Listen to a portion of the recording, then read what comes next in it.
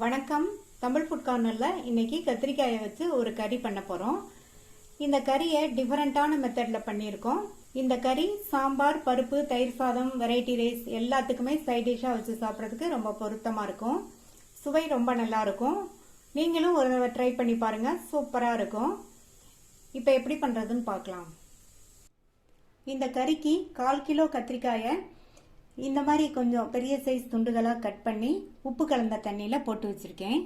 இந்த மாதிரி உப்பு கலந்த தண்ணியில் கட் பண்ணி போட்டோம்னா கத்திரிக்காய் கருத்து போகாமல் இருக்கும்.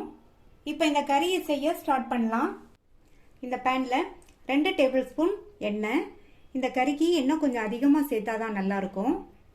எண்ணெய் சூடானதும் அதில் 1/2 டீஸ்பூன் சீரகத்தை சேர்த்து நல்லா பொரிய விட்டுருங்க. அடுத்து இதில் 2 மீடியம் சைஸ் பெரிய வெங்காயத்தை இந்த மாதிரி மெல்லிஸாக ஸ்லைஸ் பண்ணி வச்சுருக்கேன். இது வந்து 1 கப் அளவுக்கு இருக்குது.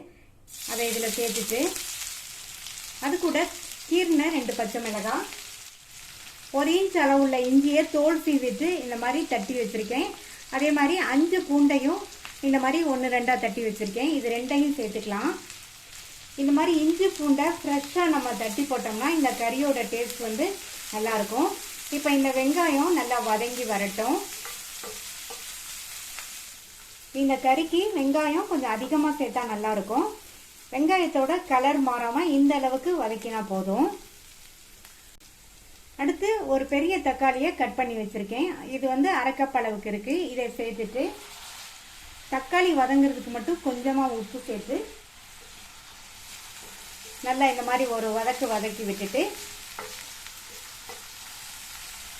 மூடி வச்சிருங்க. இந்த தக்காளி வதங்கி நல்லா மசிஞ்சு வரட்டும்.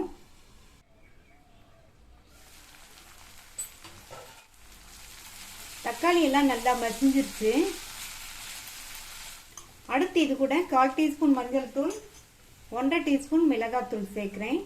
ஆல்ரெடி நம்ம பச்சை மிளகாய் சேர்த்துருக்கோம். இந்த அளவு கரெக்டாக இருக்கும். நீங்கள் உங்கள் காரத்துக்கு தகுந்தபடி சேர்த்துக்கங்க. 1 டீஸ்பூன் கொத்தமல்லி தூள், 1/2 டீஸ்பூன் சோம்புத்தூள், இதுக்கு தேவையான அளவு உப்பு. இப்போ இதில் 1 டேபிள் ஸ்பூன் போல் தண்ணி சேர்த்துட்டு நல்லா மிக்ஸ் பண்ணி விட்டுறலாம். இதனுடைய பச்சை வாசனை போக நல்லா வதங்கட்டும். சேர்த்த மசாலா தூளோட பச்சை வாசனை எல்லாம் போயிடுச்சு. கட் பண்ணி தண்ணியில் போட்ட கத்திரிக்காயை இதில் சேர்த்துக்கலாம். சேர்த்து இந்த கத்திரிக்காயை நல்லா மசாலால நல்லா பரட்டி விட்டுருங்க.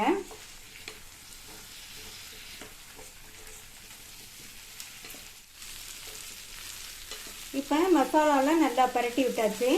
இதை ஹை ஃப்ளேம்லேயே வச்சு 2-3 நிமிஷத்துக்கு இந்த மாதிரி பக்கத்துலேயே இருந்து இந்த மாதிரி வதக்கி கொடுத்துட்டே இருக்கணும். இப்போ ஹை ஃப்ளேமில் வச்சு 3 நிமிஷமாக கத்திரிக்காயை நல்லா வதக்கியாச்சு. அடுத்து இது கூட 3 டேபிள் ஸ்பூன் அளவுக்கு தண்ணி சேர்த்துடலாம். தண்ணி சேர்த்து நல்லா ஒரு தடவை கலந்து விட்டுட்டு மூடி போட்டுருங்க. ஸ்டவ்வை லோ மீடியம் ஃப்ளேமில் வச்சுருங்க. இந்த காய் நல்லா குழைவாக வெந்து வரட்டும். அப்பப்போ ஓப்பன் பண்ணி நல்லா கிண்டி விட்டுக்கங்க. இப்போ 15 நிமிஷம் ஆச்சு. திறந்து பார்க்கலாம். இப்போ நம்ம சேர்த்த எல்லா கத்திரிக்காயுமே நல்லா குழைய வெந்துருச்சு. இந்த கறிக்கு வந்து கத்திரிக்காய் வந்து நல்லா குழைய வேகணும். அப்போ தான் நல்லாயிருக்கும்.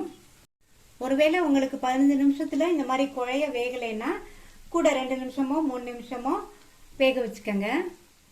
அடுத்து இதில் 1/2 டீஸ்பூன் கரம் மசாலா தூள் சேர்த்துக்கலாம். நல்லா வாசனையாக இருக்கும். கரம் மசாலா தூள் சேர்த்துட்டு நல்லா கலந்து கொடுத்துடலாம். இது மறுபடியும் 1 நிமிஷத்துக்கு சிம்லேயே இருக்கட்டும். இப்போ 1 நிமிஷம் ஆச்சு. கடைசி அதில் பொடியாக கட் பண்ண கருவேப்பிலை இலைகளையும் பொடியாக கட் பண்ண கொத்தமல்லி இலைகளையும் சேர்த்துடலாம்.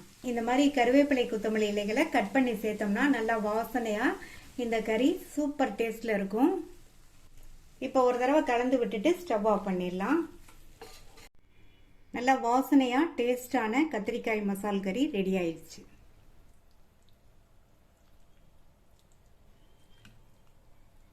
நான் இன்னைக்கு சாம்பார் சாதத்துக்கு சைட் டிஷ்ஷாக இந்த கத்திரிக்காய் கறியை வச்சுருக்கேன். நீங்களும் இதை ட்ரை பண்ணி பார்த்துட்டு உங்கள் கமெண்ட்ஸை சொல்லுங்கள். தேங்க்யூ.